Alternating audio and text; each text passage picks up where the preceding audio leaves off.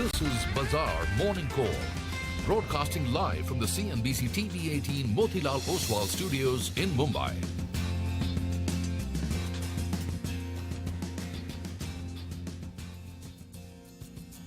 Well, we are finally there. After traversing, Monday to Thursday, we are finally at the best day of the week, right? For all of us here. You're with us here on a fresh new edition of Bazaar. We are coming to you live from the CNBC-TV18 Motilal Oswal studios. I'm Prashant. With me, my colleague Sonia. Rima joins us as well. Guys, hi. Hi, good morning. It was a tough one, right?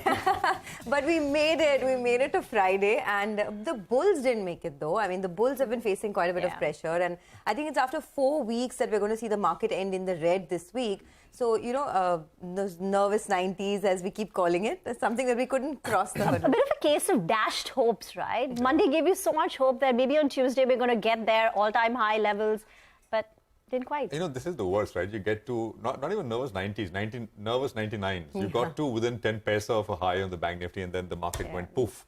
Well, we got another positive handoff from Wall Street. The question is, will it matter, right? Because, it's not mattered for the last 2 days. And I think it may perhaps not matter once again. And I'll tell you why.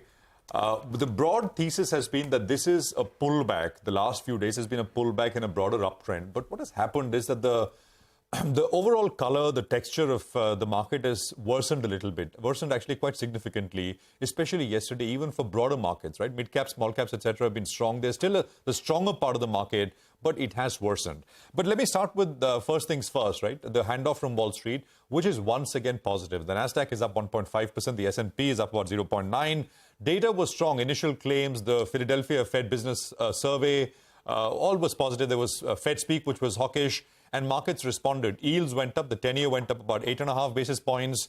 The US dollar, I mean, this is problematic, but we've been pointing this out that the dollar looks like it's bottomed and it perhaps will move up. It's now at 103.51. We were at 101 point something just 10 days back. So there has been an upward move in the USD. Markets, by the way, market pricing, Fed swaps are now pricing in close to a 50% chance of a hike in June. All right, so markets are pricing out rate cuts, pricing in rate hikes. And this is something which we've happened over and over again. The question, though, many are asking in the U.S. is this. There has been, a continuation of positive headlines around the debt deal, how it's going to get done by next week, middle of next week, etc., etc. And we saw similar headlines last night as well. But could the U.S. market be seeing a buy the rumor, sell the news kind of a moment? Will we see that? Right? Are things going to remain so strong in the U.S., so hunky-dory in the U.S., even as, the chances that the Fed is on the cusp of rate cuts, a rate cutting cycle, or maybe, no more hikes for sure, that prospect keeps on diminishing. The Nasdaq was up 1.5% even as yields went up almost 10 basis points. So will this last is the question. Some of what we're seeing last 2 days in the U.S. is also driven by optimism around the debt ceiling.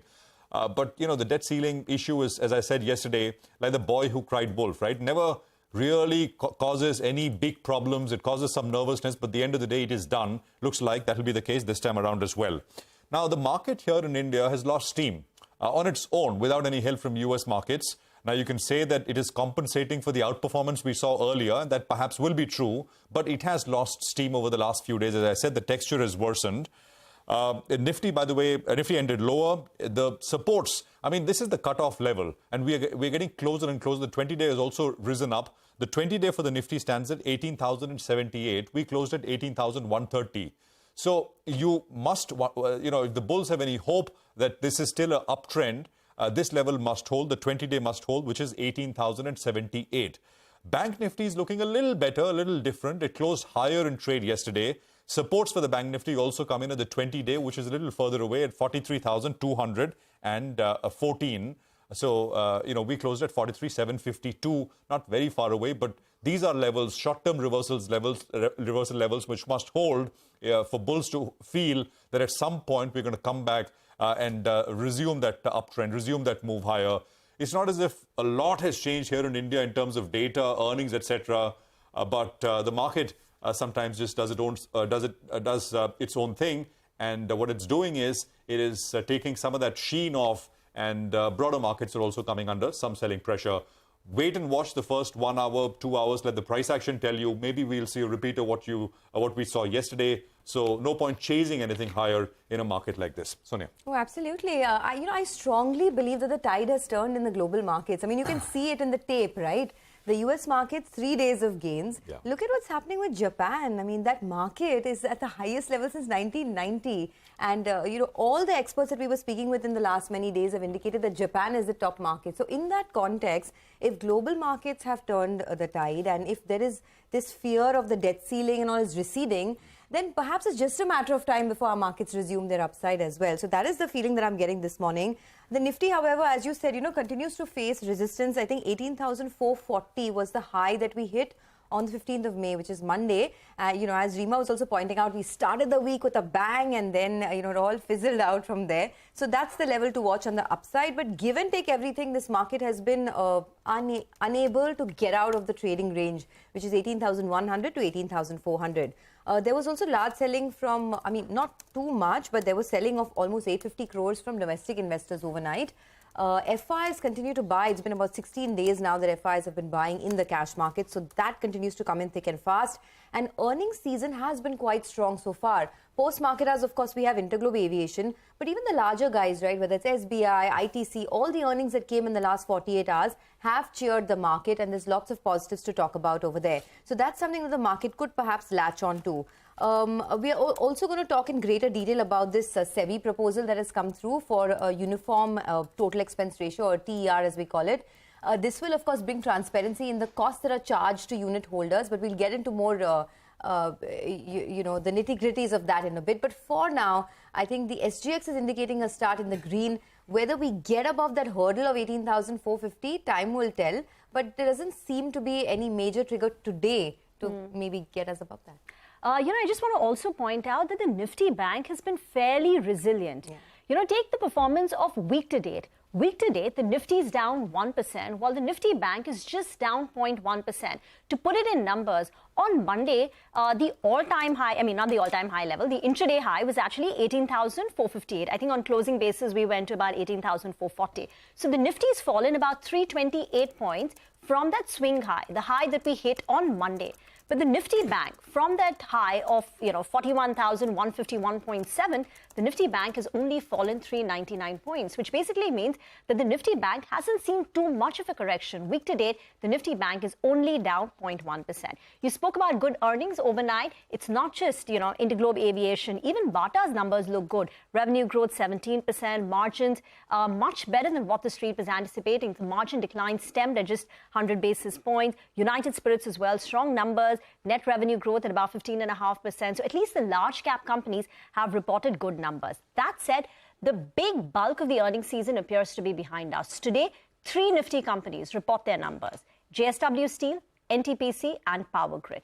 X of that, many F&O stocks will report numbers. So Bandhan Bank, Muthoot Finance, Zomato. Zomato will be important after yesterday what Swiggy had to say about the food delivery business turning profitable. Glenmark, PNB and a whole host of others like Abbott, Alkem too will be reporting numbers. On the weekend, on Saturday, you've got Divi's Laboratory reporting numbers, and on Monday, you've got BPCL in the large cap space. But the bulk of the earnings season now appears to be behind us. This morning, the SGX Nifty is suggesting a bit of a flatter start. But let's also tell you what we've lined up in the first half an hour of the show today. We'll get you updates from markets across the globe, and Suresh Tantia of Credit Suisse will join in to discuss the global trade setup. Later on, our research team will bring you CNBC-TV18's list of top 10 stocks for the day. And at around 8:30 a.m., we will do a fundamental stock analysis with Siddharth Khemka of Motilal Oswal Financial Services. Okay, well, that's what you'll get to see in the next 2.5 hours. But let's kick it off with one of the best voices in the business. Chris Wood of Jefferies says the topical issue for investors today is whether it is really practical to assume an agreement on the debt ceiling ahead of the approaching deadline amidst the continuing evidence of intensifying partisanship. He says greed and fear had some doubts, which is why it makes sense at a minimum to bet on an increase in volatility. Meanwhile, he says the obvious compromise is to delay the debt ceiling debate until September 30th, which would allow debate over the debt ceiling and the budget to proceed simultaneously in the Congress.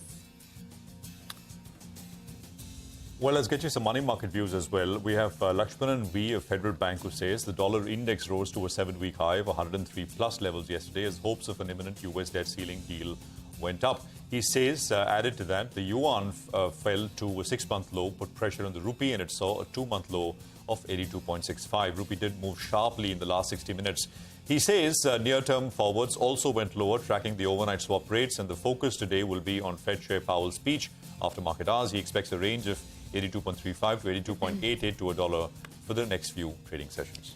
I do want to also focus on the bond market. Lakshmanan V says that the bond market has been rallying with expectations of a dovish pause by the RBI in the next policy. He says all positive news has been discounted in the current market, and he adds that government bonds saw some selling pressure due to the rise in US yields and short positions being built up for the weekly central government bond auction. He also says the 10-year benchmark bond yield looks supported near the 7 to 7.03% zone.